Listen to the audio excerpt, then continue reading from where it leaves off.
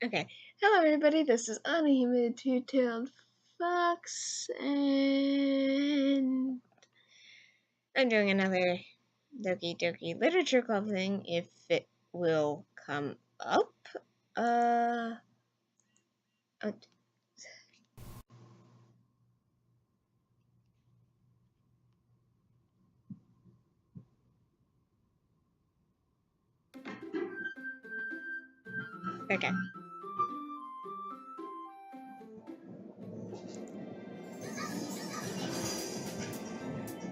Hi, Dad.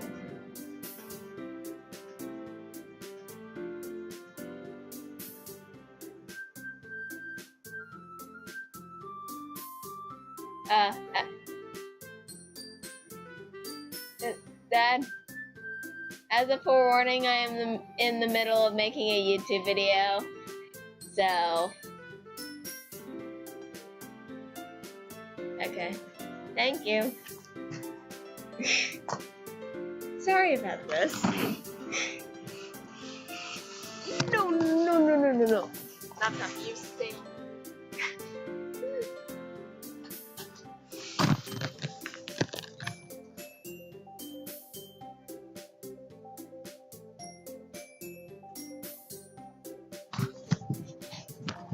Okay, sorry for that weird interruption.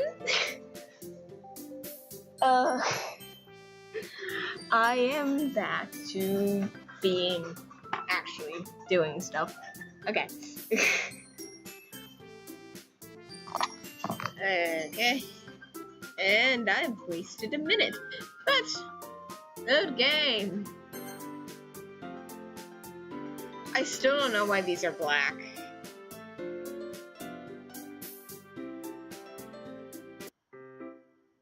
I can't believe this Yuri is going to be coming out to my house on Sunday. My anxiety shoots through the roof. Even though I've gotten pretty used to handling her at this point, there's no telling what might end up happening when we're outside of school. More than that, she told me that she was looking forward to it. Is this the chance that I have to make something happen between us? Or is it too early for that? Only time will tell. But until then, I won't be able to take my mind off of it. I seriously can't wait. I sound so enthused. My voice acting is so on point. It's already Sunday. I've been getting increasingly anxious about Yuri's upcoming visit. I keep telling myself that there's no reason to be nervous, but that doesn't help much. Yuri is clearly an introvert and also an intimate person in general. There's no doubt that she'll open up little by little when it's just the two of us. Meanwhile, we've even been testing occasionally. She was extremely apprehensive at first, but it wasn't long before I was already learning more about her. But putting Yuri aside, I haven't heard a thing from Sayori since she left the club early the other day. It's not like we test each other all the time or anything, but I've been worried about her in the back of my mind. Between what Sayori said and what Monica said, is it really okay for me to put Sayori's feelings aside when she meets me? I decided to pay Sayori a visit before Yuri comes over. Rather than asking, I simply tell her I'm coming over, much like we've done in the past. Once I reach Sayori's house, I knock on the door before entering myself. Again, we used to play so often that we made it a bit of a habit simply entering each other's houses like we're family. The house is quiet. Sayori isn't anywhere on the first floor, so I assume she's up in her room.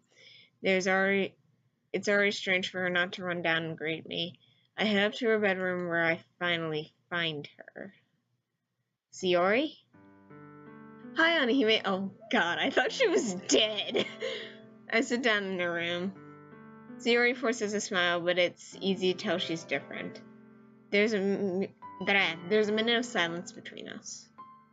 You haven't come over like this in a long time, have you? I guess you're right. It has been a long time. Nothing much has really changed, has it? Sayori's room is as messy as it's always been. I recognize the same stuffed animals and wall decorations that she's had for years now. Maybe that explains the small rip in this. If you came over more often, it wouldn't be such a mess. That's because I end up cleaning it for you. How come you suddenly wanted to come over today? Aren't you supposed to see Yuri today? Yeah, but... Wait, how did you know that? Sayori had already left by the time we decided that at the last meeting. Monica told me. It's only natural for her to keep me informed about the festival preparations, right? That's true. But what about you? Aren't you going to be helping Monica today? Of course. But I'm just helping her online. We didn't plan to meet up or anything. So it's just me and Yuri then. Yep. There's more silence between us. Sayori stares in a random direction. Everything about her behavior is really uncharacteristic. I finally get to the point. I just wanted to see how you were doing. After you left on Friday, when something's wrong, you can't hide it from me. I know you too well. So, Sayori smiles, shaking her head. That's no good of me. Eh? Why can't it just be like how it's always been? This is all my fault. If I didn't get so weak and accidentally express my feelings, if I didn't make that stupid mistake, then you wouldn't have been worried about me at all. You wouldn't have come here. You wouldn't have even been thinking about me right now. But this is just my punishment, isn't it? I'm getting punished for being so selfish.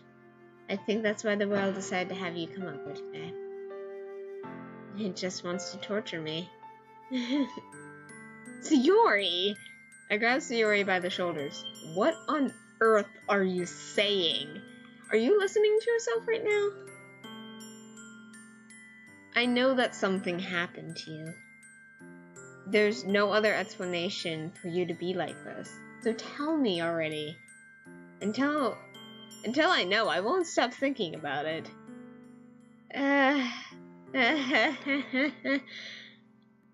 Sayori gives me an empty smile. You really put me in a trap, Onihime. But you're wrong. Nothing happened to me. I've always been like this. You're just seeing it for the first time. Seeing what? What on earth are you talking about, Sayori?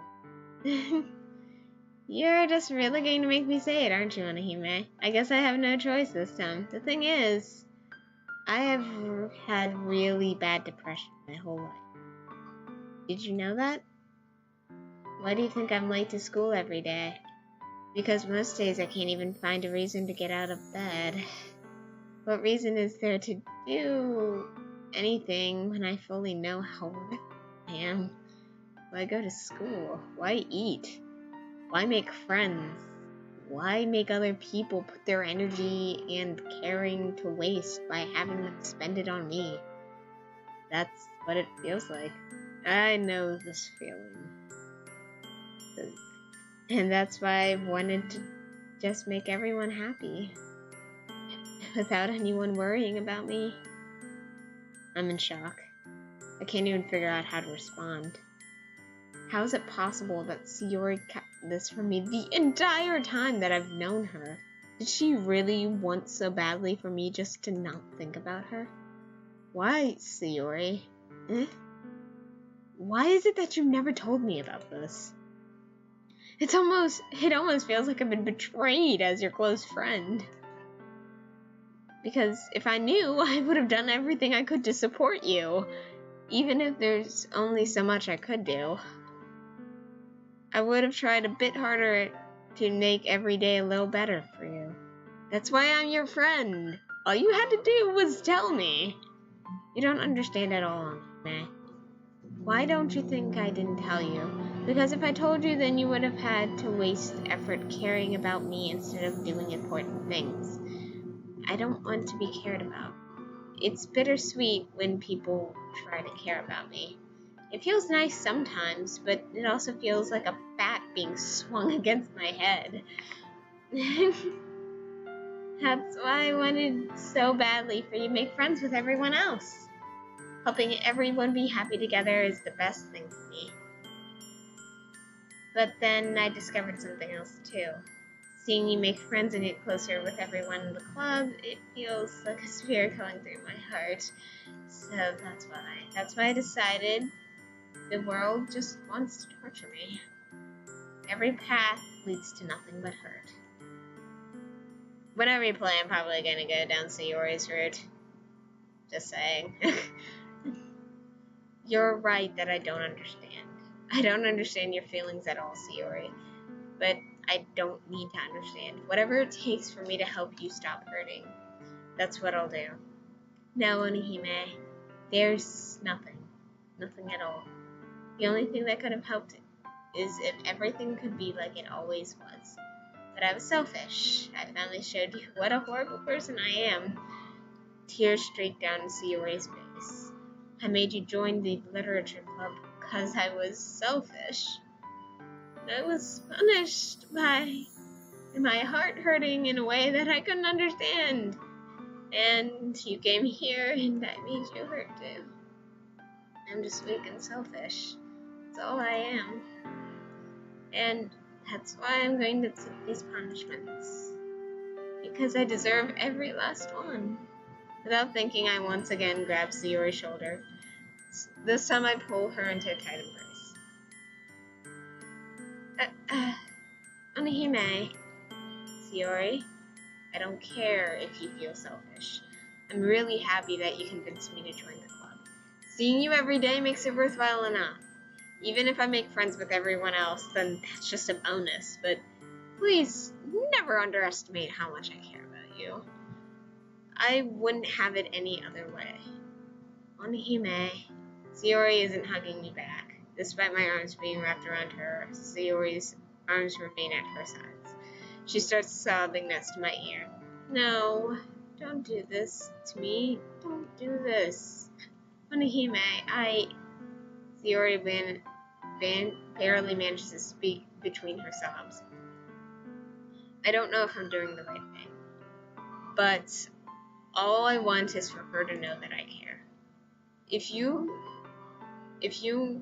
have it in you to call yourself selfish, then you have to let me be selfish too.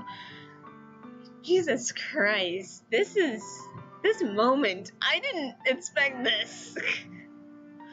I didn't know about this. No matter what it...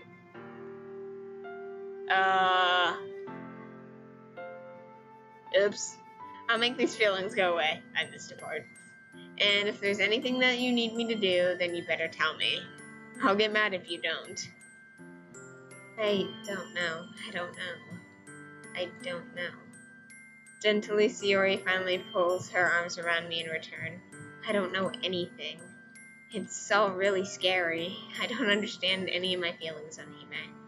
The only time that I'm not feeling nothing is when I'm feeling pain, but your hugs are so warm, and that's really scary too.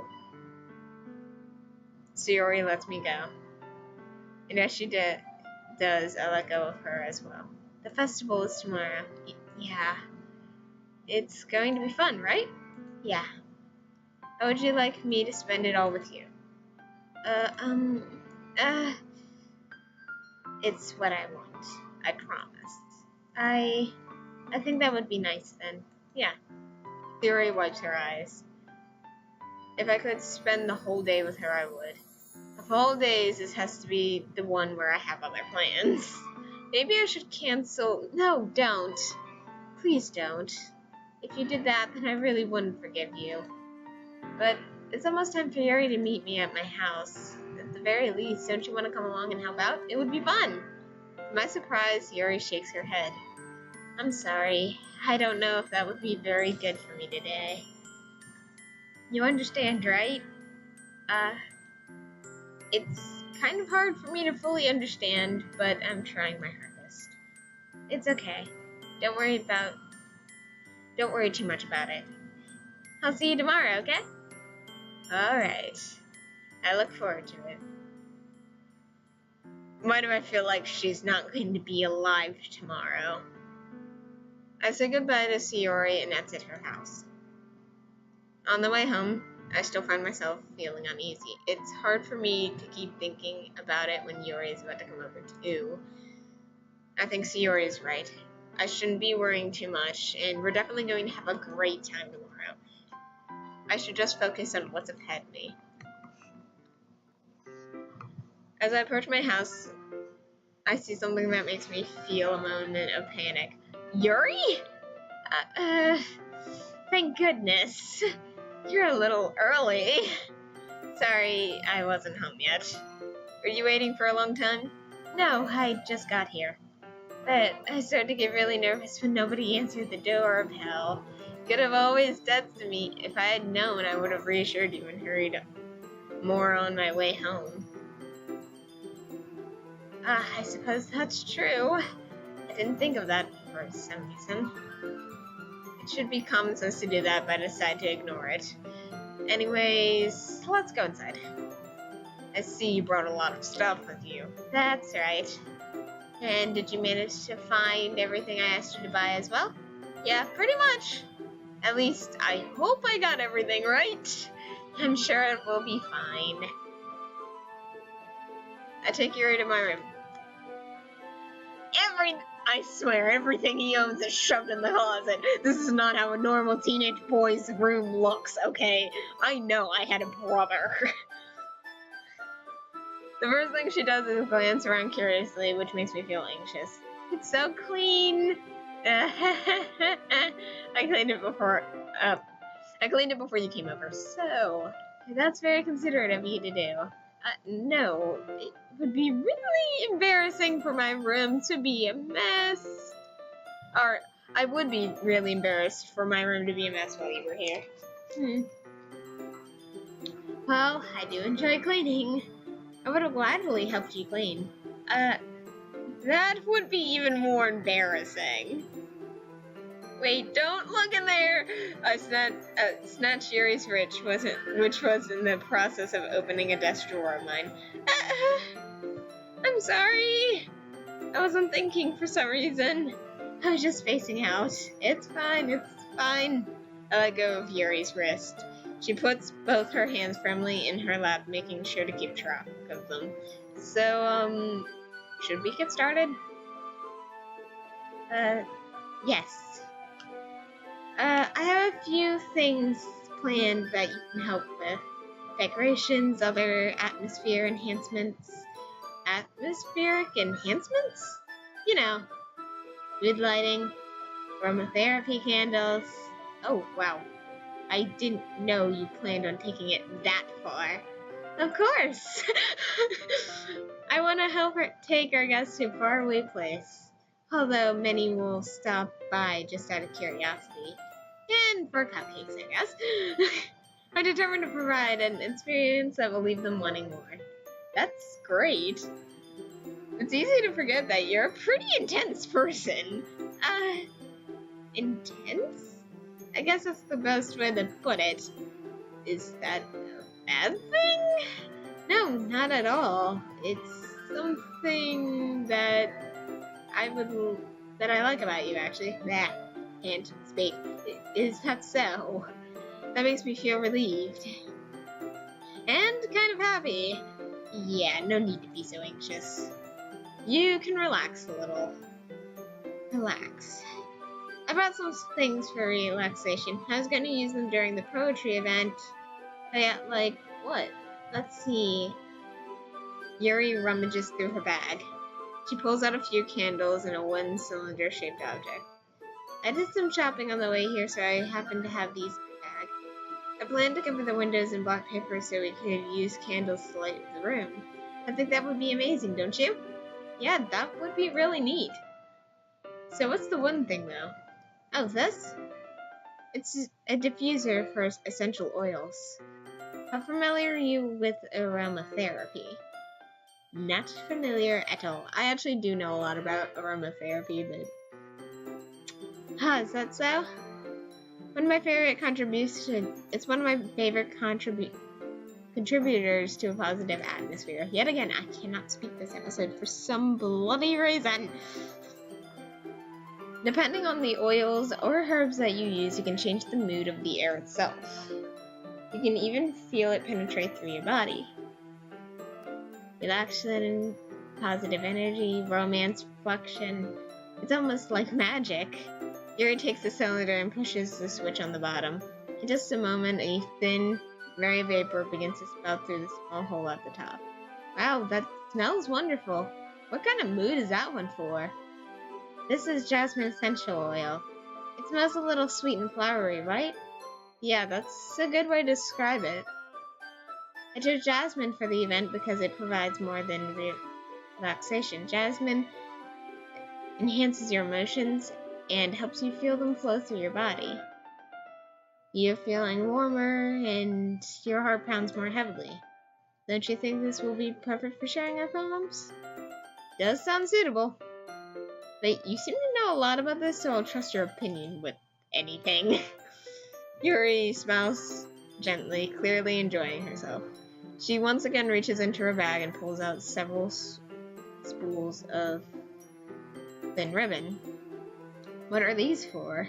Well, did you purchase the origami paper that I asked you to get? Yeah, I have it over here. We won't be using the paper for folding origami. What I'd like to do is write a different word on each paper. I'll need about 100 of them. Oh, yeah? What will these be used for? Well, I'm going to cut pieces of ribbon and hang them from the doorway of the classroom. Then we can fasten the paper on the ribbons to create a doorway curtain. Wouldn't that be beautiful? It'd also catch the eye of those passing by the room. It may attract some attention to peek inside. That's really creative. I had no idea you'd be so good at this, Yuri. Is that so? Well, I suppose you do get a little intense, as you'd put it. Yuri giggles with red cheeks. Is it just me, or is she more relaxed when it's just the two of us? She's an introvert! Or maybe it's the excitement she feels from sharing something that she enjoys. She's an introvert. I'm just going to say that much. Here's a marker on Hime. You can write any characters that you want. I'll help you once I'm finished cutting the ribbons. Alright. Sitting on the floor together, the two of us get to work. I carefully draw a different character on each paper, doing my best to manage my bad handwriting.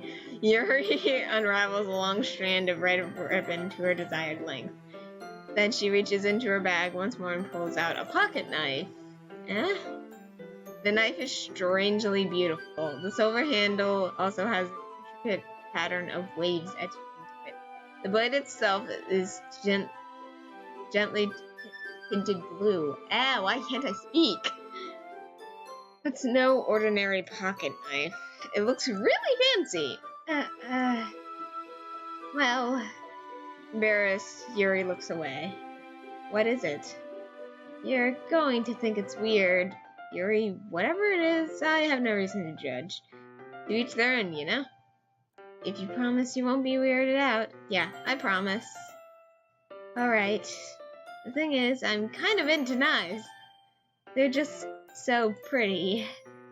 I can't help it. I don't know what it is. The combination of craftsmanship and feeling of danger, maybe? Oh, what am I saying? Please don't think I'm weird for this. You're laughing at me. No, I'm not laughing at you. It's just funny how nervous you get about sharing.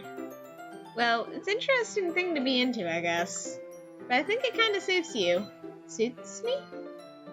Yeah, it's kind of intense. Besides, it's a really cool looking knife. I can't deny that. It is, isn't it? Yuri relaxes her expression once again. Would you like to hold it? Sure, I'll check it out. Yuri carefully hands me the knife with the handle facing me. I take it and turn it around in my hands.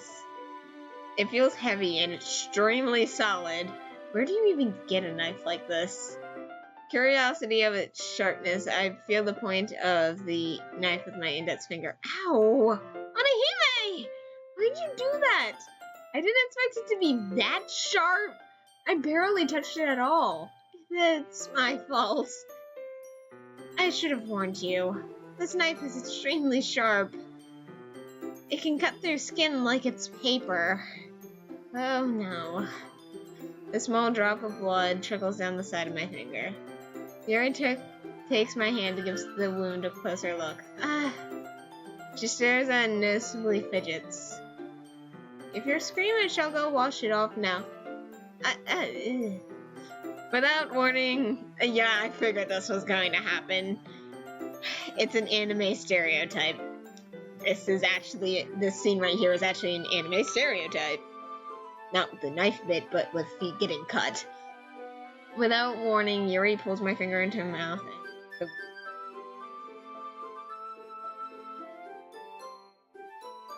I can feel her tongue curl around my finger. Startled, I instinctively pull my hand back. Oh.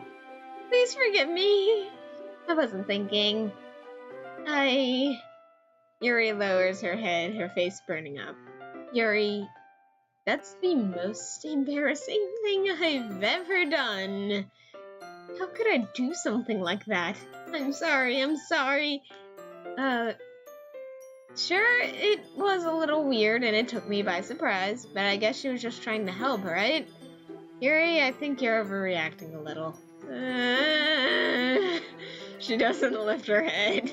The voice cracked in the middle of that, though. What if she doesn't recover from this the rest of the afternoon? Alright, you know what? This might be a stupid thing, but I do it anyways. I take Yuri's hand and lick her index finger in return. Wow! Onihime! Did you really just do that? Now we're even. Yuri looks at me like I did something wrong. I knew it would be that. Yeah. If not for the sweet aroma of the jasmine oil, the air would be extremely heavy right now. You're so weird, aren't you, Meg? Yuri giggles shyly. Eh? Yuri calling me weird? I have no response for that. Where do you keep your bandages? I don't think I need one, actually. It was a tiny cut. Look, it's already stopped bleeding. I see. That's relieving. The tension is quickly lifted. We each resume our respective activities. I watch Yuri's knife cut through the ribbon like it's nothing but air. Meanwhile, I continue to make progress on the paper. Oh my lord. Okay, I'm gonna pause. OBS, where'd you go? Well, I'm gonna stop for right here for this episode right here, and I shall return. So this is Onihime the Teacher Bot signing off, and I will see all of you in the next video. Bye!